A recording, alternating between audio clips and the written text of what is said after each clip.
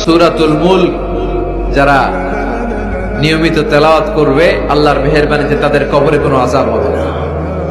করতে রাজি আছেন? কথা কয় না।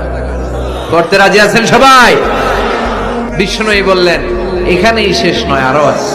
শাফাআত লি সাহিবিহা, এই সূরাটা কিয়ামতের দিন এই সূরা যে তেলাওয়াত করবে তার পক্ষে সুপারিশ করবে। এজন্য বিষ্ণুই বললেন যে ব্যক্তি সূরাতুল মুলক নিয়মিত তেলাওয়াত করবে এই সূরাটা কিয়ামতের দিন ওই তেলাওয়াতকারীর জন্য আল্লাহর কাছে সুপারিশ করবে। এখানেই শেষ নয়। বিষ্ণুই বললেন খাসামাত আন সাহিবিহা, এই সূরা যে তেলাওয়াত করবে তার পক্ষে আল্লাহর সাথে এই সূরাটা দাঁড়িয়ে তার পক্ষ নিয়ে আল্লাহর সাথে তর্ক করবে, ঝগড়া করবে। আল্লাহ তুমি ওরে জান্নাত দিবা না কেন, ওরে মাফ করবা না কেন? তুমি না গফুর, তুমি না গফফার, তুমি না রহিম, তুমি না রহমান, তুমি মাফ করে দাও। ও মিয়া, সুপারিশ করতেছে কে? সূরাতুল মুলক। সুবহানাল্লাহ কইবেন না? কতক্ষণ এই তর্ক আল্লাহর সাথে সে চালাবে? হাত্তা আদখালাহুল্লাহুল